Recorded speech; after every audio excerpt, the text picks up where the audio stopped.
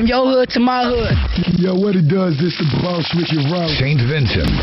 It's your boy Young G. And the Grenadines. Yeah, y'all, this Jay-Z. Newest sound. 106.9 FM. You made me feel like I did you wrong. Going places where you don't belong. Ever since I left the city, you.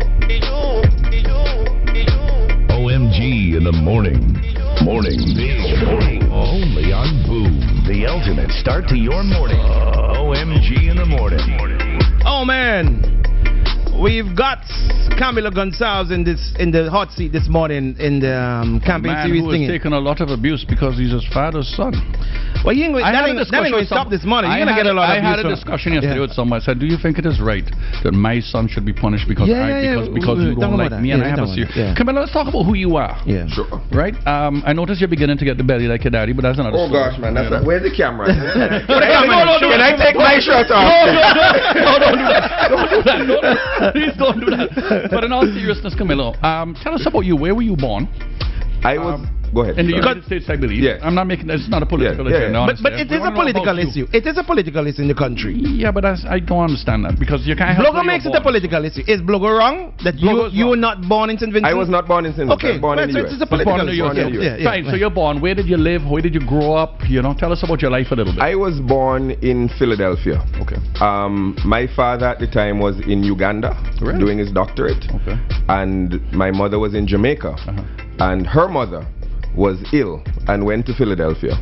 I was at the hospital, and my mother went to check on her mother, and they ended up both in the hospital together. So I was born in Philadelphia. Okay. And then we lived briefly in Jamaica. Okay. And then with your mother? With my mother. And my father came back with his PhD, and we lived in Barbados. Right. They were what sort of age limit? He was an instructor. Very young. You were young. Okay. Very young. Okay. I did primary school here in St. Vincent and the Grenadines. I went to Petersville, and then I went to prep school. Okay. Then I went to grammar school. Okay. And then you did grammar school here? I didn't even know. Absolutely. So, okay. I did Petersville prep school, grammar school. And then what after that? And then after I did my CXCs and everything, I went to university in the States. What did you study? I did journalism first, and then I did law. Okay. After law, after journalism, I worked as a journalist for a while in the States, in Philadelphia. Okay. Then I did law, worked for a while as a lawyer in Washington, D.C. So you're a licensed lawyer in the States? Absolutely. Okay. Then since I got a U.S. degree, you had to do a conversion process. Yes. Came back to Jamaica to do that. That's a 6-month program. Then I worked as a lawyer in Jamaica for a little while. Moved back to St. Vincent. Why did you move back to St. Vincent? I always wanted to come back to St. Vincent. Roughly how old were you at the time? At what time? When you came back to St. Vincent? Well, I left here about 18, 19. Right.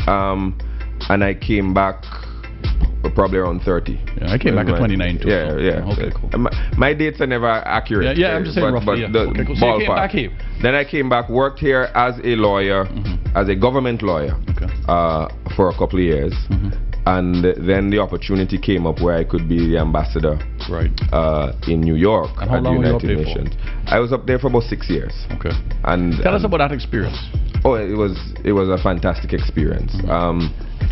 Part of it is like being a lawyer. You're an advocate for your country, and we have such an exciting foreign policy.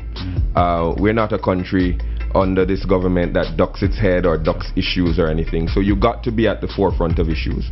You got to put your country's needs front and center. So in terms of advocating for change globally, it was very important. And you also made the connections bilaterally with individual countries to get assistance for St. Vincent and the Grenadines. And I played a part in bringing a lot of assistance, whether it is private sector or aid or other types of assistance, here to St. Vincent and the Grenadines that made contributions. So you always felt like you were getting something done to help the country, and that was a great feeling. And then after that, of course, I came back. Where did you meet your wife? Well, first of all, suppose the man don't want anybody to know he's married. You can tell somebody. You see what I'm saying? Camelo's married. But he didn't say that. To a lovely lady. He didn't say To a that. lovely lady. Why didn't he And he has say a that? nice kid too, and hopefully the second will be You see along what I have to soon. put up with on mornings, Camilo? You see what I have to put up with? The man didn't even say he was married. We want all the women out there to know he's not on the market. Married and proudly so. Camilo, would you agree with me that a lot of people do not know your marital status, that you are married? I don't know. now. I think when I first came back, a lot of people didn't know because. Well, remember, he was a serious womanizer. Because this What's is wrong with that? before you got No, married. you're slandering me. What's wrong with that? You do not slander and lie when you speak the truth. I do that. I have 16 women. What's wrong with that? That was in the old days. So that was before you got married. So where did you meet your wife and where's she from and so on? Well, I actually have known her for almost all my life. When my father was a professor at UWI, her father was a professor at UWI. So we knew each other as children, then we didn't know each other for a long time. She looks much younger than you. Well, she is. Okay, she's much younger than me. We won't say how many. You know my age. No, we know that. We're not going down that road. But then, we didn't speak for a very long time. When I was working as a lawyer in Jamaica, she was my boss. Really? So that is and did you mess with the boss? I would never do that. Oh, good. I'm glad to hear that. You hear that, Ben? Never. Do not mess with your staff. Mrs. Camalo Gonsalves, do not mess with your staff. So I worked as a lawyer. Yeah, she may have trespassed a little bit. And I felt pressured, of course. Of course, of course. But sexual harassment lawsuit. But that is when we became a couple, seriously, in Jamaica. And then she came with me to New York. We both did master's degrees in New York. I did a master's in international relations. Actually, so did she. Okay.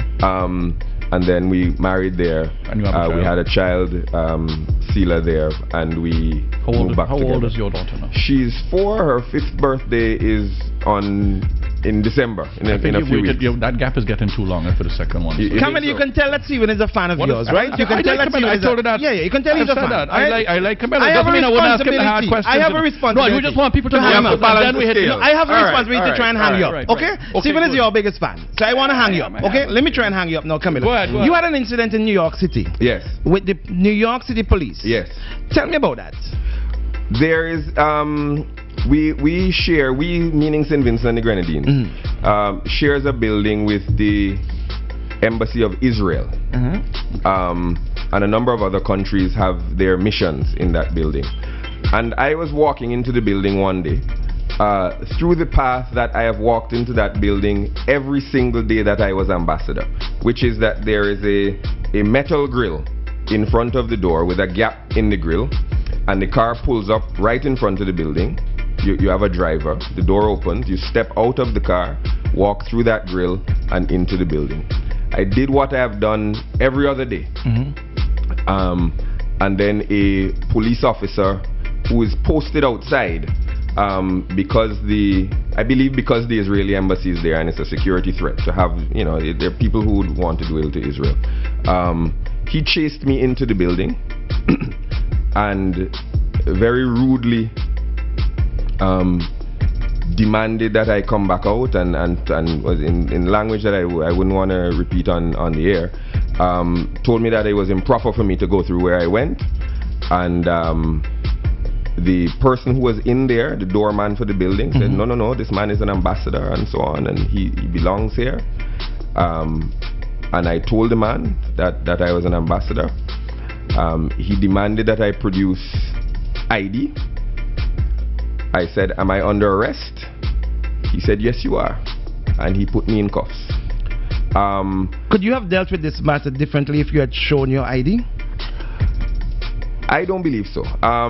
First of all, he had already detained me at that point. That he was very aggressive and rude. He had already been informed by building staff that I was an ambassador. I had already done the same thing. And I was in cuffs in no time flat. Now, very quickly, other people in the building informed the man of my diplomatic status. And his own boss came. And when they removed the cuffs, then they realized I was a diplomat. And that was the extent of it. But it is not legal to arrest ambassadors. So what happened? Something must have triggered that. What do you think it was? In your own thoughts. He said, and this is a direct quote, he said to his supervisor who was saying, well, how could you do that? He said, look at him. He could be a terrorist. Those are the exact words that he said. But look, you're not exactly a white pale face. Well, nice. when I travel to the Middle East, they think I'm Middle Eastern. When I travel to Ethiopia, they think I'm Ethiopian. Let's get to the specifics of what happened there, Camalo. You said that there was barricade there, right? Why did you cross those barricades? As I said, could you have taken a different route? Absolutely, could have taken a different route. But what I'm saying is that every day, this happened maybe in my 5th or 6th year there. Every other ambassador in that building enters the building in exactly the same way. You pull up in a diplomatic vehicle with diplomatic license plates. They open the door and there's a gap there. It's not as if it's locked. There's a space there specifically for that reason.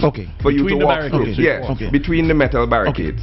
So I walked through there. It wasn't something that I had been doing for the first time. So if you have to do that over again, given what happened, will you respond the same way, react the same way? Would you take the same route? How would you have dealt with that matter? How would you deal with that matter if you had to do it again? I think that the issue there was the training of the officer. It wasn't the... So it has nothing to do with your response and how you handled the situation? I approached the building in a way that is the customary way to approach the building. Why wasn't action taken?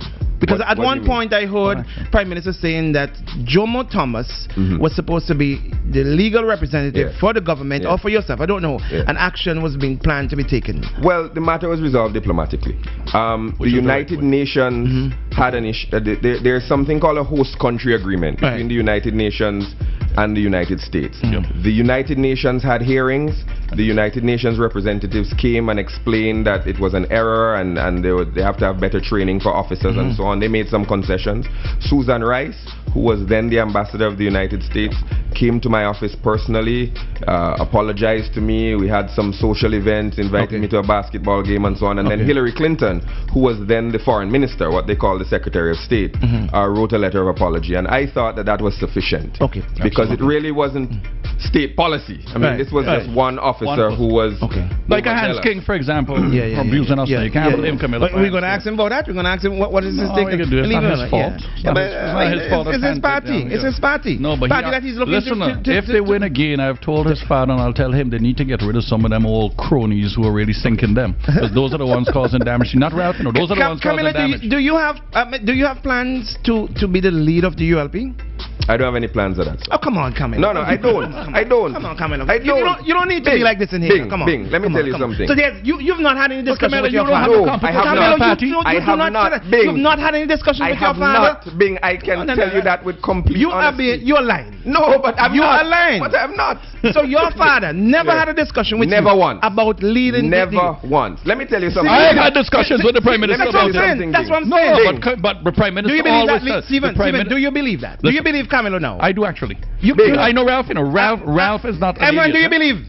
At some point, I mean, of course he must be. Ralph, do you believe? I believe it. Bing, let me talk here. Bing, let me talk. Come on, you don't need to lie. Let me talk. And I'm not lying. Let me talk. Well, talk. First of all, the next Prime Minister of St. Vincent and the Grenadines is going to be Ralph Gonsalves. That's the man. There's a confident man for you. That's the man who's going to win the election. So conversations about the next Prime Minister, I go answer it for you. Is Ralph Gonsalves. The second, we're talking succession. Hold on. The second thing, I'm a student of politics in St. Vincent and the Grenadines. A lot of people have risen over the years who have made declarations about being the next Prime Minister. The fella running against me in East St. George told the press that he was going to replace the aging Arnim Eustace and was tipped to be the next Prime Minister. Turns out he never won a seat. And the first thing you have to do if you want to be Prime Minister is win a seat. Anicia Batiste, who I'm very fond of. I'm not here to pull her down. So I don't want anybody to take this as a pull down. Said very early she was going to be the first female Prime Minister. She still might be. And she might be. But again, the first thing you have to do is win a seat. Before I never put anything before anything else. There are umpteen people in the ULP who are young and talented and fresh and who already have a seat. Okay, who are you closest to in the ULP in terms of candidates that already have a seat? Who are you closest to? Well, Gustav Stevenson and I went to school together. He was about a year ahead of me, so I'm very close to him. Jomo Thomas and I are very close because he came up through UPM and ULIMO and so on, so he was always around. And my mother actually gave him lessons when he was a young man. Very close to him. Very close to Sabutu. He and I are very good friends. I have a good relationship with all of the members of the party, but Stephen, just allow me, please, because I know you want to jump in. Just allow me, please. All right, let's talk about succession here, because you're telling me the next leader is going to be Ras, which might be so. Yes. All right, but let's talk about succession here. And this is a question. This is a question that most people have difficulty answering, especially the ULP candidates. We've not had this problem with the NDP. Stephen, we've had NDP people who said clear up, who they think that they will want to be. All right? In terms of the ULP, those who are there, take out Ralph Gonsalves, take out Daddy. Right. If you were to pick who among those that are there in terms of a succession to be leader of the party and maybe one to become prime minister, not you, not Daddy, who would that person be? I couldn't narrow that down to one person. I couldn't, because there are a number of people that I would gladly follow. You want to be politically correct, and you may just be doing that. No. Well, there's an element of politics to it, and the element of politics is that I am not going to engage in divisive succession talk. Why is that divisive? Before an election, where we're united, behind one party. You never thought about that's the first part. Of course, it's divisive. That's the first part. So it is divisive to have that conversation on the eve of an election. Okay. I'm saying in the future. Point. But the ULP do not have a succession. The person who everyone has been touted to be the next leader, if you win your seat, mind you, and with Ralph Gonsalves out of the picture, the person who everyone said that will be the next one, including you, Stephen Joachim, including you, is the best prepared young person on either party. He is doing like what Anna Muses did when he said that he have no plan of being prime minister. No. Let me tell you something. He's not one answer. Let me tell you something. Let us start. Let us have I don't want to take up all the time with this, but let us start in the ULP stronghold and in the windward side. Yes. Sabutu Caesar is a young man. Yep. He's a brilliant scholar. He's charismatic. He's handsome. He's well spoken. He is from a hardcore ULP seat, an unshakable ULP seat. And he has energy and vision. He would make an excellent leader of this party. Before you, I disagree. Before you, everyone said Sabutu, but as soon as you came into the picture, you're the next one. What do we call it? The prince, the chosen one. The chosen one. You question the chosen one. That is you trying to put something on because my last name is Gonsalves. I have not proven anything in this constituency, in this country, to say that I could be leader. Did you just say you have not proven anything? Vis-a-vis being the leader of the party? Absolutely not. I haven't proven anything. I have not proven anything. How could you dub me leader? What would you be basing that on? No, but you're throwing my name into a conversation. Your party. No. You're throwing my name into a conversation that I'm saying the conversation has not taken place. And you're insisting it has. I don't believe it. And the reason you are insisting it has is because my last name is Gonsalves, because I have not won a seat yet. Because he wants to store up. I have not won a seat yet. And then I could come down the line. So you're saying Sabutu? If you have to give anyone your vote, it will be Sabutu. Is that what you just said? I would support Sabutu as my leader. Right. I would support Montgomery Daniel as my leader. He's being politically correct. Look at him. He's a Gonsalves. No. He's a Gonsalves. The impediment against Luke Brown is that he also is like me, who doesn't have a seat. Right. But look at our core. Impediment against Luke Brown is he's simply not ready. He's too young and he's too immature. Look at our core, Stephen. We have a whole cadre of young, bright, visionary candidates. The succession problem in this country is not the ULPs. The succession problem in this country is the NDPs. Because the only guy you guys can talk about being the successor in the NDP. What do you say, you guys? Who do you mean? Who you guys? Because I listen to you guys. So you say you boom. The guy that you guys cite as the next generation of the NDP is an old retired man. And who's that? Jules Ferdinand. Oh yeah, we like Jews. We do like Jews. We like Jews. You talk about succession, and you want to succeed a how do you say that word? A 70-year-old man. But you want to succeed a 70-year-old man with another 70-year-old man. You can't identify one in your party. I am saying we have a whole cadre. I'm saying we're currently united behind the leader who will be the next prime minister. And that is a conversation that will happen afterwards. Stephen, I thought you told me that I was going to be the next prime minister. Me against Camalo in 2020. No, I'm saying I spoke about it. I spoke to him with regards to his party. I'm really upset with you now. You want me to go? You want me to continue? Camalo, did you refer to young ladies in East St. George as 3 for 10? No. And I'm glad you asked me. I want to say clearly, it is an outright, dastardly, despicable, disgusting lie. I never said it, and I want anybody to tell me who I said it to, when I said it, where I said it, in what context I said it. It is a complete fabrication. And I hope you are referring to something else? I never said it. So those words never came out of your mouth? The only time I have ever said 3 for 10 is if somebody asked for 3 for 10. I don't drink. But if I'm buying drinks for people, I might buy a 3 for 10. But I have never ever, and you know, the funny thing to me, Bing, is that this lie has now been elevated to the level of campaign policy. I mean, the NDP has made posters with my initials, CG, Camilo Gonzalez. How dare you call women 3 for 10 with picture, a drawing of 3 women and so on. I have never said it. And it baffles me that no matter how many times I say I've never said it, I will go in Sandy Bay. Yesterday, someone said, tell me, I can't really see you saying this 3 for 10 thing. How could you say something like that? What does it mean? What does it mean? Well, it is an attempt to say. It is an implication that women are cheap. Okay. Cheap and plentiful. Cheap to buy. Yeah, cheap to buy. Cheap to buy. But I would never, ever say something like that about women. And anybody who did should be disqualified from representation, because you have to represent women. So no one can produce a tape. No one can produce a tape. Absolutely no one can produce a tape. Okay. So the only thing you can get me ever saying with 3 for 10 is being at a bar maybe and saying, hey bartender, give me a 3 for 10. So I am challenging the NDP's candidates in Eastern George, Dr. Linton Lewis, Blogo, to produce a tape with Camalo saying 3 for 10 as ladies. Absolutely. Okay, go ahead. Fair enough. Your first campaign, first time at this. Yes. How's it been? Well, I tell you, easy or hard, or what do you think? No, it's been exhausting, is what it is.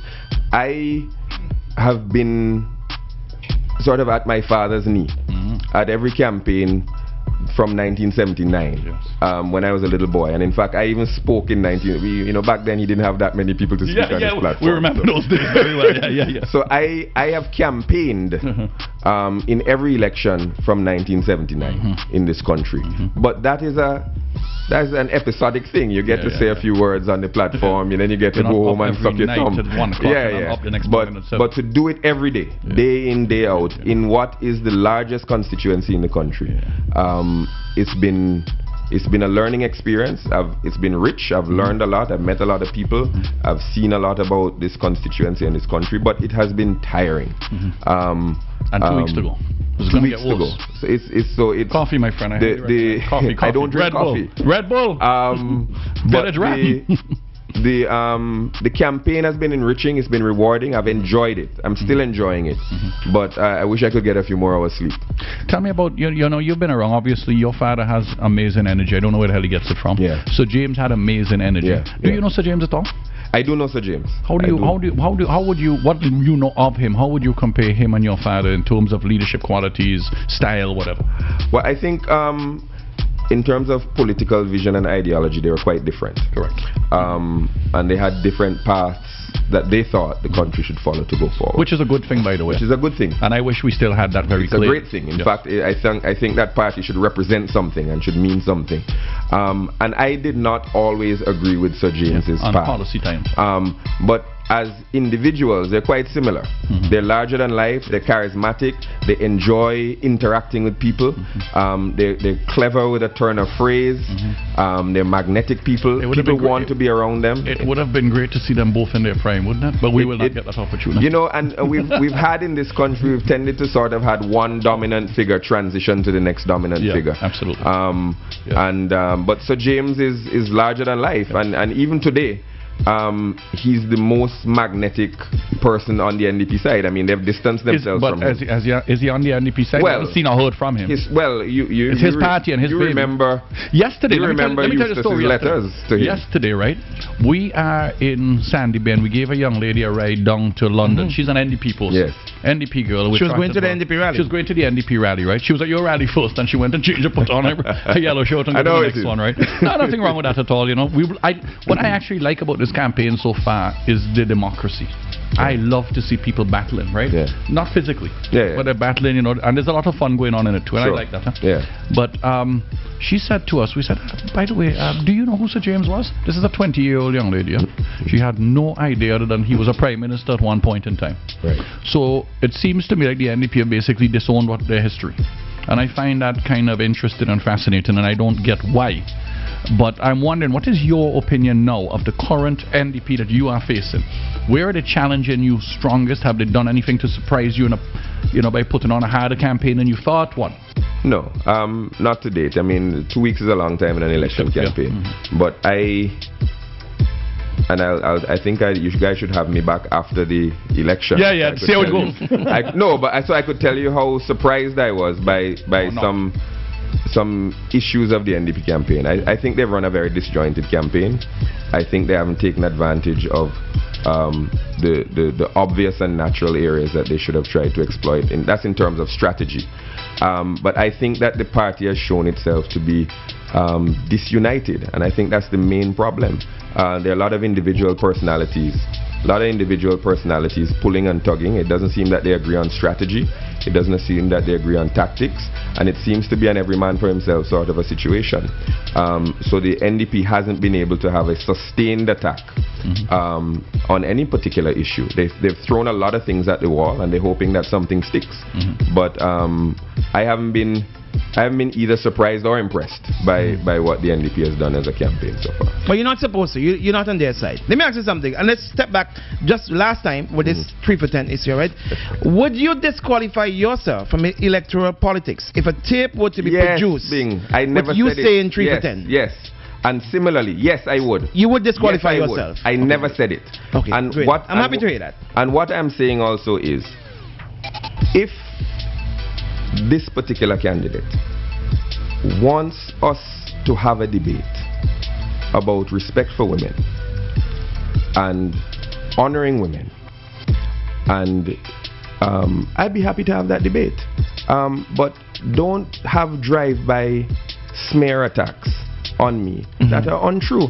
I feel very, very deeply, and I have to tell you, Bing, if it's one thing that has upset me about this campaign, is that I don't mind gutter politics. I tend to ignore it, but I really think that so you heard about that statement? Yeah, I don't know. It's something that has really upset me, because I think that I have demonstrated a real commitment to women's issues. I think that I'm really committed to improving for equality among women, for advancing women's causes, and for respecting women. I think that we have a long way to go in this country to giving women the respect that they deserve. And to come with this thing is, if I had been misquoted, if I had been, something out of context, if it had been something like that, and I could come to you here today, Bing, and say, that's not what I meant. What I meant was this, and it was an error, and they only heard a snippet of what I said, or something like that, then I could be here explaining myself. But this is just an outright lie. Okay, it's that simple. All right. Okay, but I'm happy to say you said that you will disqualify yourself. Yes, Bing. If that is to be produced. Yes. Do you think that your party have a good private sector image? A good private sector image? Yeah. I think so. I mean, you're not sure? But I was trying to understand the question. The image with regards to the private sector in this country. The private sector's view of... No. The private sector generally. In St. Vincent. Businesses. Yes. The image with regards to your party, the policies that you've put forward. Yes. I think the answer is yes. Yes. Okay. What do you think about businesses being closed under your governance? Businesses close all over the world. I mean, businesses open and businesses close. That is the nature of business. You're not affected by this? That is, well, you don't feel any sense Bing, this is the nature of businesses. Businesses are an entrepreneurial act. You take a chance when you open a business. For example, Boom 106.9 has opened under the tenure of the ULP. It is not something that I have to take credit for and say the Boom opened under the ULP, so it is an example of a successful business. Your business might fail. I mean, I don't know the economics of your business. But their businesses will open and close, and I think that in small islands, it's difficult sometimes to get a business up and running, because you have a small market. And a lot of people try to do something that's already been done. I think there are ample areas in this country for people to expand and do new and different things. And I think that this government has supported entrepreneurship. I think that this government has given incentives for businesses to open, to bring in the necessary materials, to set themselves up. To provide business plans for young entrepreneurs. I think we've done a lot and continue to do a lot. And hotels are expanding. Taxes on hotels are lower than they've ever been before. This government has done a lot for business. And if you make a list and say, well, these businesses have closed, businesses close. I mean, I don't want to sound callous about it, but it's something that happens. I remember when KFC closed, it was a big thing. KFC closed, and this is a sign that the government is a failure. Well, KFC has reopened under new management, and I won't get into why KFC closed or reopened, but where's the fanfare that it's reopened? So people can always pick on the closing of a business and say, look at this is an example of a failed government. It's not true. And we always have to also remember that this country and this region and the world has gone through the most cataclysmic economic crisis in living memory. None of us has had to live through this. This is the Great Depression. And this country, as difficult as it has been at times, has fared better than most of the countries in our region. I mean, there are other countries in this region where people can't get their salary on time, if at all. They're getting fired, they're getting cuts. Those things didn't happen here. Businesses have been closing in the United States, in Europe, in St. Lucia, in Barbados. So if you look in your little window and say, look, this particular haberdashery store has closed, that means the government has failed. But policies like what we get from VINLEC, the high cost of electricity and all that, have an effect on these things. And energy is a problem. Energy cost is a problem in this country, as it is in all other tiny OECS countries, because we are importing diesel in small amounts and we're burning it to make electricity. Our electricity costs are high, which is one of the reasons why we're doing geothermal. We are not going to, by 2018, we are going to be 80% renewable energy. We are not going to be importing diesel. We're going to be saving $35, $40, $50 million in diesel costs, and electricity is going to be cheaper. It is still going to be more expensive than Barbados. One of the reasons is people in Barbados are packed together densely. You don't have to run poles up the side of a mountain to carry electricity to somebody. Transmission in this country is expensive. We have people down in the Grenadines. There are all sorts of issues. So energy is going to be a battle for us. But it is coming down in 2018. It's coming down now, but that's not due to anything we did. I drove through Dorsetshire Hill and Queens Drive yesterday. Just went for a drive to check out something. And the people who do spaghetti up Dorsetshire Hill, is it Graves? The people who make the spaghetti up there, and I can't remember their names now, but their whole buildings are covered in solar panels. And I looked at my girlfriend and I said, boy, in a few years I think VINLEC might have a problem, because if and when the world ever gets to the situation where they can actually store solar power overnight, economically, I think that's where the challenge. I mean, in Mustique, it can be done now. Basically, Mustique is now almost off the grid for company operations. Now we just put in a massive solar thing on all the buildings. So I think the world is definitely changing in that direction. Anyway, no matter what VINLEC does in terms of geothermal. Absolutely, so, VINLEC is going to have to sort of reinvent itself in the post-diesel age. Absolutely right. And there's going to be a role for them still as a central provider. But they're going to have to deal with people with solar plants or the individual little windmills and everything. But geothermal is also going to change the game. And it's let me ask one question. That's going to make it easier for certain types of manufacturing to come in here. One of the reasons manufacturing is in Trinidad as opposed to St. Vincent, because energy costs nothing in Trinidad. It costs a lot here. If I were a business, I would set up in Trinidad as well. Well, they also have 1.5 million people. There's that too. There's the market and a lot of other issues. Let me ask you. Let me get a little bit more controversial here. Something that I find deeply offensive: that we are searching people who are going to the Grenadines on the ferry. You're going to Beckway, Dr. Friday of all people gets searched. I think that is despicable. What happened to you in New York, as you said, you found that to be despicable, the way you were treated. Imagine it being happened to you at home. I think the way that Dr. Friday is being treated is also despicable. Everybody knows who he is, and yet they're putting him up to search him on the Grenadine Wharf. Can I have your comment on that? Well, I'll have to say also, before I go there, I have been pulled aside and searched. Not going to the Grenadines, but leaving this country as a government minister. They say that your bag you're not leaving the country, you're going to Beckway, which last time I checked was still part of the SEG2. But I'm saying that the issue that you're known, that you're somebody who is known, I mean, it's happened to me in a different context. The issue of the searches to the Grenadines is part of the fact that we share that wharf with a port of exit. Where boats and ships leave outside of the area. Give me a second. So I think that there was advice at the time that security should have been employed there, because there's possibility for whatever you want to call it, cross-contamination. So they set up a system there. Now, always when you have a system, first of all, you debate whether or not it's necessary. I think that when we move the cargo terminal and all the rest of it, there'll be freer movement there. But once there's a policy in place, there are always people who have to implement it. If I were a customs officer or whatever the officer is there, and Dr. Friday's number came up randomly, I would ask my supervisor if that is really necessary. But sometimes you have a system in place and bureaucrats just apply it the way it is. But I could understand Dr. Friday being upset that as a representative for the Northern Grenadines. So what are the plans in terms of how you would segregate that area? Because I understand that concern. A ship coming from Trinidad can be docking at the same wharf. So I could understand that. But surely there has to be something done to stop that happening, because I am going to Beckwith. This is part of my country. I didn't get searched going to Sandy Bay last night.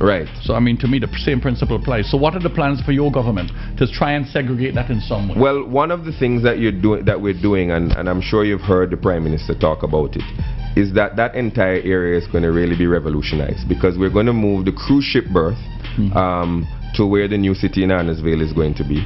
And we have people who are going to be redoing the cargo aspect of it.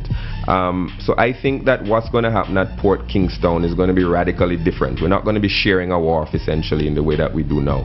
And I think that when that is done, transit will be different. I mean, people don't search you really going from Beckwith to Union Island or from Union Island to Canawan because of the physical nature of the space there. And I think that once that happens, those issues will resolve themselves really. Camalo, some people, including me, will say that your father gave you an easy ministry to work with, Ministry of Foreign Affairs, a nice cushy ministry, and nice, when I say easy, I mean nice, compared to Ministry of Agriculture, which you're going to get blows for, right? And that is done to propel you and to make your image brighter and more attractive, right? As opposed to giving you a ministry like social development or housing or agriculture. How do you respond to that? I first of all, to say that I don't think foreign affairs is an easy ministry at all. When I say easy, in terms of the image that goes along with it. It's integral, because we're a country that relies so much on our foreign relations. It is vitally important to this country's development. The Ministry of Foreign Affairs. I'm not downplaying. I'm not saying. But let me finish. Secondly, it is the ministry that I am probably best qualified for. I mean, I have practiced foreign affairs for the last 6-7 years. I have academic qualifications in foreign affairs.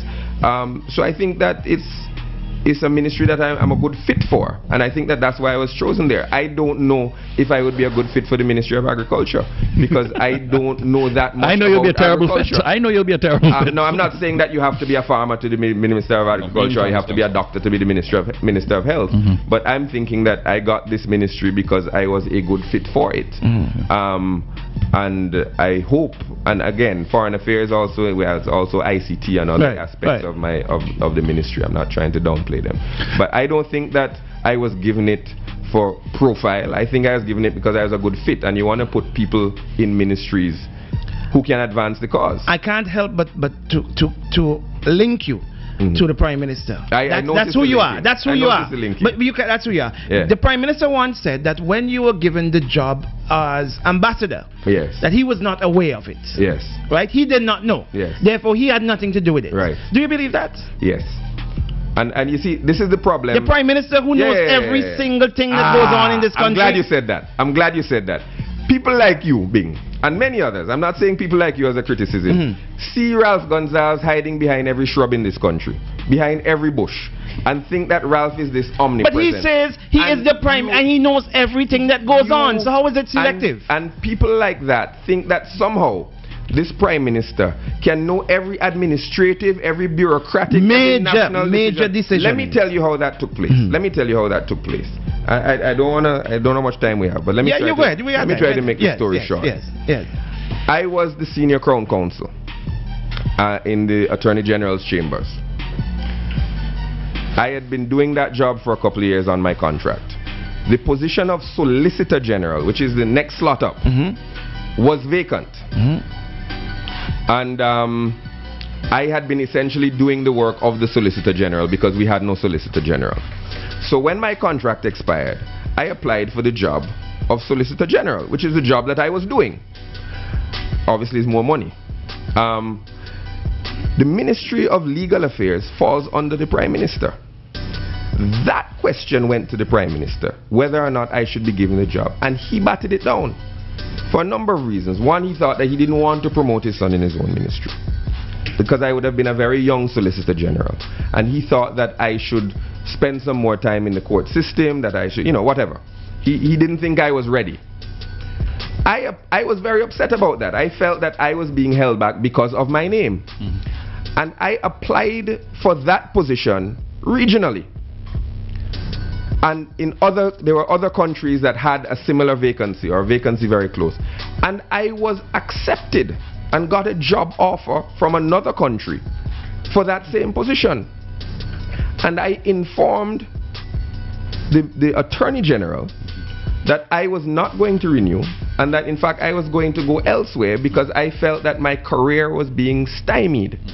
I was approached, the Attorney General had a conversation with other people, and I was approached by Sir Louis Straker, who was the then Foreign Minister, who said that they were having a vacancy in the New York posting because the ambassador was coming back, as she had served 7 years there.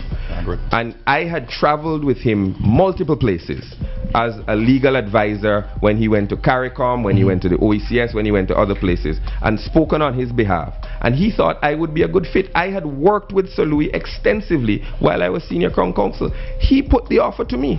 He's the one who put the offer to me, and that is how it happened. So do you really believe that this was not discussed with the Prime Minister? I really believe it, Bing. I really believe it. So even though you believe that the Prime Minister had no decision making, he was not asked for his opinion, no anything like that. Ultimately, at the final stage, it would have to go to the Prime Minister's call. Yes. But what I'm saying is that the entire process of me having being nominated and an offer being made and all that. I certainly didn't discuss it with him. When Sir Louis came to me, I was actually quite angry with the Prime Minister at that time, because I thought that he was arbitrarily holding me back from a job that I had already been doing. So I didn't have the conversation with him. And then, of course, now when it was put to me, I thought it was a fantastic opportunity, and I grabbed it with both hands. But it is not something that was any part of any Machiavellian plot by the Prime Minister. In fact, I mean, we can't have it both ways here. When I came back, people said they brought Camalo on the ground to make him a candidate. When I returned as a lawyer, they said, look at him, he's going around, he is going to be a candidate. Isn't that true? Hold on. But then why bring me back and then send me away for 6 years? I mean, it doesn't make sense. It doesn't make sense. But did you not come back to be a candidate? No. I came back because I had finished my tour of duty as the ambassador. You really shouldn't stay in those jobs indefinitely. Okay. I think you need a fresh break. Alright, hold on, Stephen, hold on. We're going to take a little water break here. We're going to give him some chance to drink some water. I find you getting a little tense over there. Drink your water. Pressure provide water, man. We're going to take a water break. We're going to do the tech report, just 2 minutes or so. We're going to come right back. This is OMG in the morning. Campaign series start. We got Camalo Gonsalves and the Cuban Cutlass in it. We know which way the Cuban Cutlass cut in this morning. Don't we know? Let's go. Here you go again. I have a lawyer here. So you again. Let's do this and come right back for you this morning. Alright? From your hood to my hood. Yo, what it does, this the boss with your route. St. Vincent. It's your boy Young Jesus. And the Grenadines. Yeah, y'all, this Jay-Z. Newest sound. 106.9 FM.